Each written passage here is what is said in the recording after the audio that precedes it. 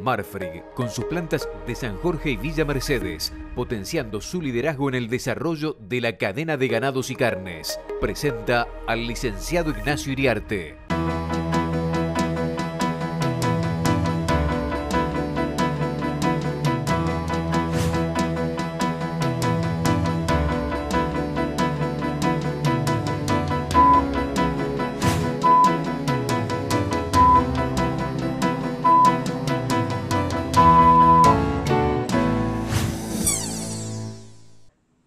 Amigos del Canal Rural, buenos días.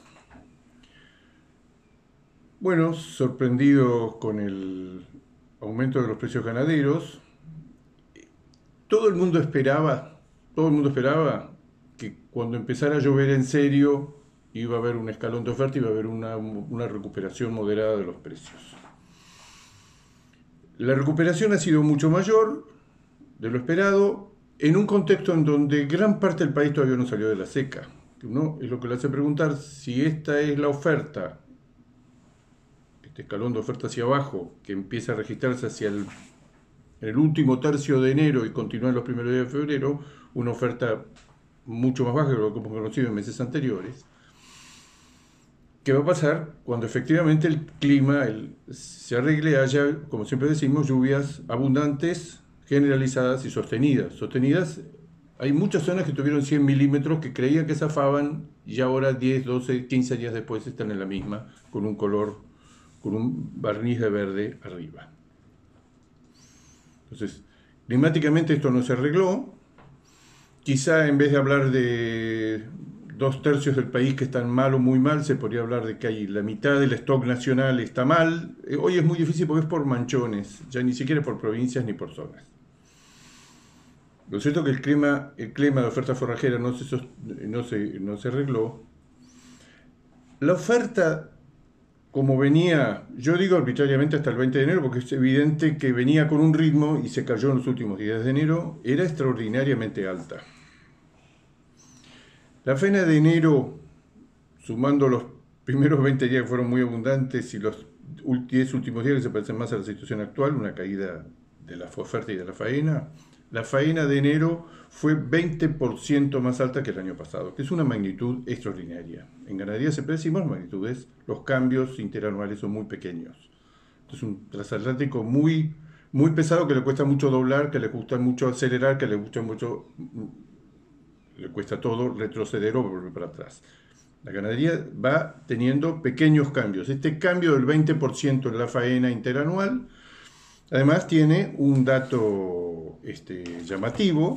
Estos son los datos de envíos a faena según SENASA, que es un dato extremadamente valioso que ahora se está publicando regularmente, espero que no la corten, y de que tenemos estadísticas de hace muchos años. Lo que tenemos es, vuelvo a repetir, es enero donde hay 20 días muy buenos y 10 días de restricción, pero en enero se faenaron 35% más de vacas que el año pasado.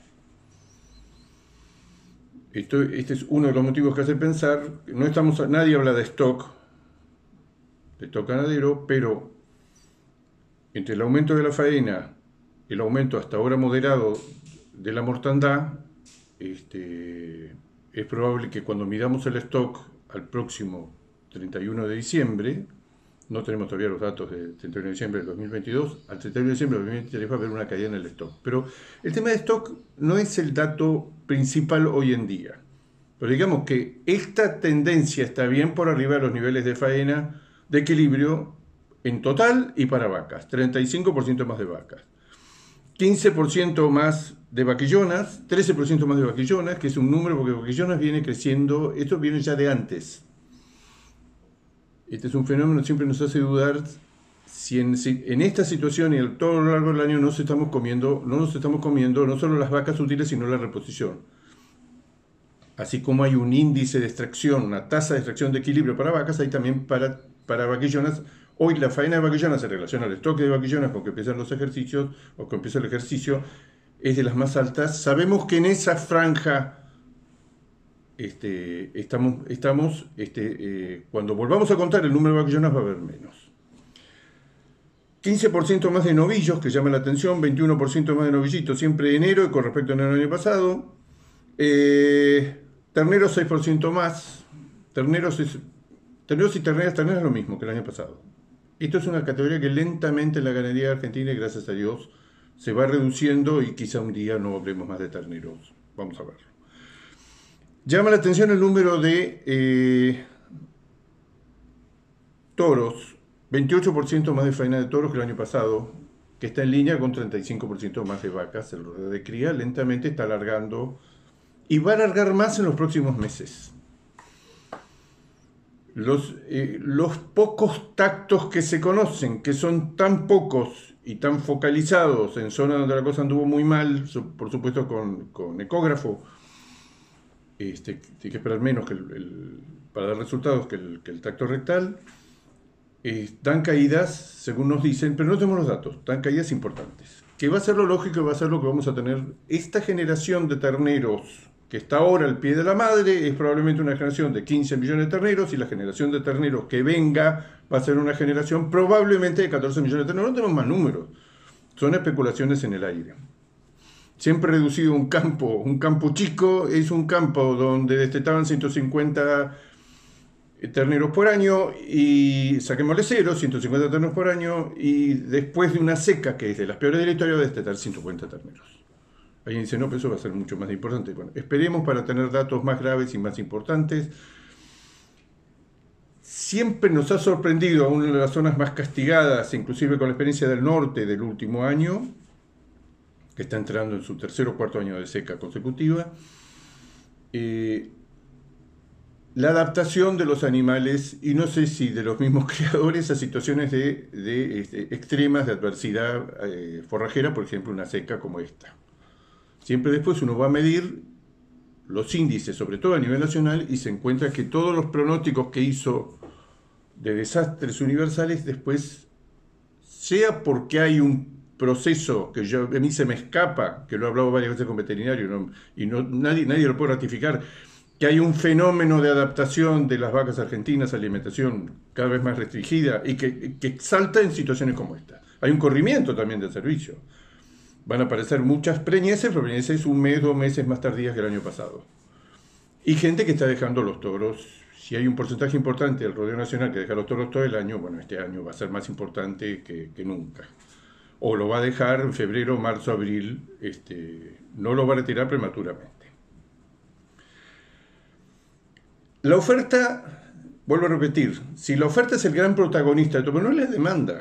La situación exportadora está claramente mejorando, pero todavía estamos con precios muy bajos. Si uno lo ve desde el punto de vista de la formación de los precios a los cuales vende Argentina al resto del mundo son todavía muy bajos, porque habían tenido una caída muy, muy importante, especialmente el 80% se lo vendemos a China.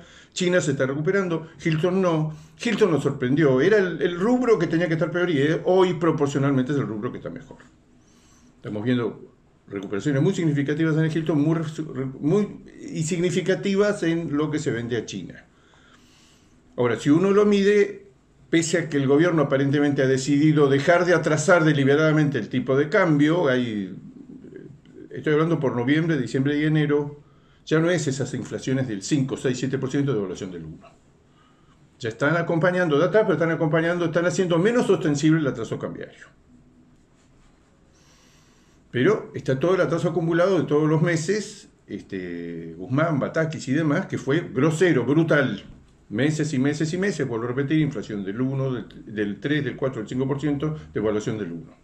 Ahí se atrasó el tipo de cambio, que hace que hoy, si nos comparamos y si decimos esta recuperación de precios, liderada por el sector exportador, que llegó muy recientemente a ser el 30% de la demanda, y dentro de ese 30% China excluyente, China llevando 1 de cada 4 kilos que producía la ganadería argentina, podemos llegar fácilmente a los precios que llegábamos, a la situación del mercado que teníamos un año atrás. Bueno, tenemos menos oferta ganadera, vamos a ver si se sostiene, porque puede pasar también que las lluvias obliguen de vuelta a muchos productores que habían empezado a guardar o retener a desprenderse de la hacienda y aumentar la oferta. Ahora estamos en un periodo de restricción. Es cierto que estas situaciones en que suben los precios, mucha oferta espera, mucha oferta se restringe, hay un esgrima de corto plazo en donde el que vendió hace una semana o 10 días se clavó,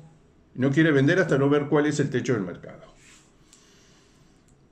El techo del mercado pensábamos que estaba hace una semana, siguió subiendo y especialmente siguieron recuperando categorías como la vaca gorda y la vaca conserva que estaban más rezagadas. Pero digamos, a todo esto, si uno quiere reconstruir el panorama ideal, ¿por qué digo ideal? Por lo menos para los productores. Los precios del otoño pasado, no hace un año, los precios del otoño marzo, abril, mayo del año pasado para todas las categorías fueron los más altos de la historia. Uno se pregunta, ¿pero podemos volver a eso? Bueno, China es el gran animador y China está lejos todavía, mejorado mucho, pero está lejos de los valores que nos pagaba. Desde mayo del año pasado, si bien se está moderando la tasa de cambio, la tasa de cambio acumulado es brutal. Y todo indica que el mercado interno está peor que hace un año claramente. Toda esta suba de precios está el referéndum de qué va a pasar con el consumo interno una vez que indefectiblemente esta suba del 40% en el precio del novillo, el novillito, la vaquillona, de la vaca gorda, en estos pocos meses vaya directamente al mostrador. En un momento donde si ya decían antes de todo esto que no le cabía un peso de aumento, vamos a ver cuál es la respuesta de los consumidores ante este aumento de precios. Quiero decir, tenemos recorrido, y sobre todo si llega a llover y se llega a restringir en serio la oferta, porque efectivamente los productores están en situación de volver a producir, y decir, una pregunta que nos hacemos todos, charlando con compradores de hacienda, con consignatarios, con frigoríficos, todo este gordo, porque todavía sigue saliendo mucho novillo, algunos falto de estado, algunos con rendimientos menores a lo esperado, para ese establecimiento, ese filo de esa marca, todas situaciones extremadamente difíciles. ¿De dónde salió 15% más? ¿De dónde estaban estos novillos en plena seca? Lo que hace pensar, es una especulación nomás, que las reservas forrajeras que se hacen en Argentina, especialmente de silaje de maíz o de sorgo, de pradera y maíz de producción propia, evidentemente las reservas son mucho más altas por la cantidad de productores que nos encontramos que tuvieron que cortar la recría, tuvieron que encerrar, creyeron en algún momento que podían largar la hacienda al campo y la tuvieron que encerrar de vuelta, pero eso es la hacienda. Hay 15% más de novillos en enero. Son novillos, algunos faltones, pero en general son novillos. Todo esto aparentemente se cayó un escalón en estos últimos 10 o 15 días. Vuelvo a repetir, estamos en un proceso de recuperación de los precios que teníamos. Si nosotros comparamos los precios de hace un año, por hacer un juego de números y nada más, donde la inflación en un año fue 100%, digamos, bueno, ¿cómo no fue con el precio de la hacienda en un año? Viene el novillo, gran ganador de estas últimas subas, 89% de aumento frente a 100% de inflación. Usted puede decir, sí, pero enero no fue el techo fue más tarde. Sí, pero más tarde es difícil que volvamos a esos valores. En enero del año pasado estábamos bien, hoy el novillo ha recuperado el 90%, ha subido un 90% frente al 100% de inflación. El novillito, que creció menos, porque no es la estrella del momento, el 83%. La vaca gorda, muy recuperada estos últimos días, el 81%, y la vaca conserva manufactura, el 80% también. Quiero decir, con respecto a una situación, la recuperación ha sido muy marcada, no llega a los techos vamos a ver si en algún momento vamos a llegar, los precios más altos en la serie histórica que tenemos, todos los que manejamos esto, del año 59 a la fecha de manera constante, fueron los precios del otoño pasado. Esto es enero, en el último año que sucedió y contra la inflación. Una recuperación en general del 80%. Muy promisoria, no lo hubiéramos pensado que se iba a dar tan rápidamente y sin una caída. Y sin lluvia generalizada es una caída más significativa de la oferta que se espera si llega a llover en serio. Vamos a una pausa, enseguida volvemos. ¿Qué está sucediendo con la exportación? La exportación, como negocio, ha tenido que enfrentar en los últimos días un aumento pero muy importante en el precio tanto del novillo de la vaca. En el novillo lo podemos comparar con el resto del mundo. El novillo argentino se fue a $4.60 en gancho contra $3.20 de Brasil, $4.60 contra $3.20 y $3.55 de Uruguay. Esta es otra cosa que hay que convalidar el 40% de aumento con nuestros consumidores locales. Hay que convalidar el hecho de que Argentina se ha escapado completamente del pelotón de precios que estábamos todos en $3.40, $3.50 en gancho. los exportadores, los tres exportadores principales sudamericanos. Argentina pierde violentamente competitividad. Vamos a ver cuántos negocios a partir de un novillo de $3.55, $3.60 en ganchos se van a poder hacer a partir de ahora. Hay una inercia, pero vamos a ver si no va a haber una respuesta de la exportación, menor actividad, menos negocio. La suba ha sido superior a lo esperado. Ahora, objetivamente, aunque el precio de la hacienda supera probablemente el poder de compra de la industria, la situación internacional para las carnes argentinas está mejorando. En el caso del Hilton, nos sorprendimos cuando de 10.000 se fue a 12.000, nos sorprendimos de vuelta cuando de 12.000 saltó a 14.000, lo expresamos en este micro, y ahora ya estamos hablando de 15.000, en el rango de 15.000 a 16.000, ya con 15.500 aparentemente como un piso, y con 16.000 con algunas primeras marcas o alguien que aspira que ese es el nuevo. Recordamos que hace menos de 20 días pensamos como un hipotético, ¿qué pasa si llega a 14.000? Bueno, ahora decimos qué pasa que llega a 16.000. La situación en Europa no ha mejorado el valor del euro, el invierno es más benigno, es mucho más benigno que lo que se esperaba, que era el gran fantasma que iba a pasar con una restricción muy grande de gas y de calefacción de parte por el corte del suministro ruso. Bueno, la situación por ese punto no es grave. El euro ha mejorado enormemente en relación al dólar y quizás siga mejorando, no lo sabemos, pero la tendencia es muy positiva. Pero hay muy poca oferta argentina en este mercado formador de precios. Entonces, esto tiene que ver también con la perspectiva, con lo poco que se sabe de este tema. Aparentemente los importadores europeos se quedaron sin stock. Y un complemento muy importante de los 20-25 mil toneladas anuales a la cuota Hilton de todos los países que tenemos Hilton, que era la 481. La 481, con estos valores, con los valores de los granos a nivel mundial, ya hay un Uruguay que dice que va a ser menos. Es probable que Argentina haga menos volumen de 481, que Australia, los tres grandes protagonistas, haga menos, y Estados Unidos también, que tiene su cuota aparte, pero la misma calidad de la 481, haga menos. O sea, el panorama de enfriado de calidad en Europa es de menor oferta, por lo menos es lo que estamos a la vista, porque es lo que ahorita. Toda la situación internacional, lo que uno ve que está referéndum de dos cosas: que no se agrave la guerra entre Rusia y Ucrania y que involucre más directa y generalizadamente a Europa, y sobre todo cualquier cálculo que hagamos de lo que va a ser nuestro futuro, el futuro del comercio exterior y demás, qué va a pasar con la supuesta recuperación de Taiwán por parte de China. Lo han manifestado varias veces. No queremos emplear la violencia, pero no vamos a renunciar nunca. Y si llegado el momento, hay un general americano de los más importantes retirado que ha dicho la fecha es el 2025.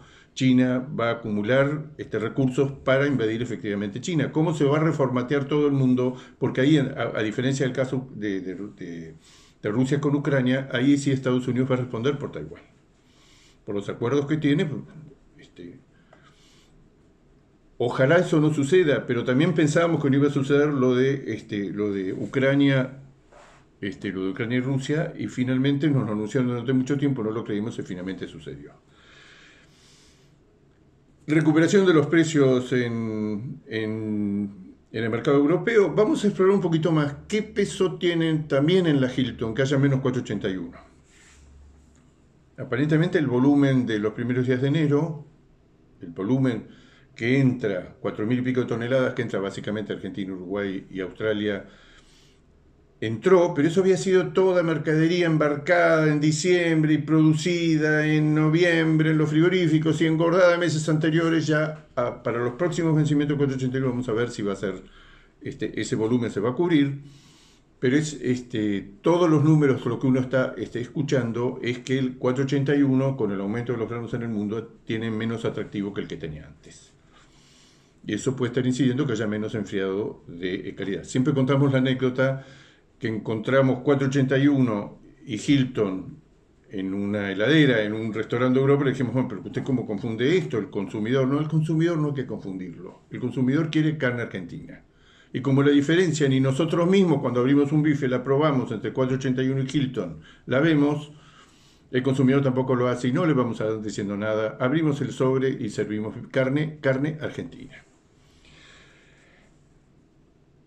Pasamos de Europa al caso de China. China, ustedes saben que viene con una revaluación muy importante de su moneda. Y China viene recuperándose, tuvo un contagio fulminante, masivo de su población. Este otro cisne negro, pues ya no son cisnes negros, son 3 o 4 por año. El primer fenómeno absolutamente inesperado y de repercusiones extraordinarias y que nadie lo supo prever y que después nos pasamos, la definición de cisne negro, que nos pasamos años intentando explicar qué le había pasado, las Torres Gemelas. Bueno, después ya se suceden una cosa, no sé, el COVID, China logró estar casi totalmente afuera del COVID y ahora lo agarró masivamente. El número de muertos que se llevó, este contagio de una subvariante o linaje del Omicron, mucho más contagiosa pero menos letal, no lo sabemos. No lo sabemos, no podemos creer los datos oficiales chinos, porque China ya desde el principio dijo: voy a restringir el número de muertos por COVID a los que murieron por enfermedades pulmonares directamente, pero no por complicaciones de otras enfermedades que tenían. De cualquier manera, China va a tener o está teniendo un número de muertos extraordinario, pero son 1.400 millones de personas. Dicho sea de paso, ahora diciembre fue la primera vez en muchísimos años o en la historia que China ha dejado de crecer, retrocedió. Y en poco tiempo más, si no lo pasó India como primer país con la máxima población mundial.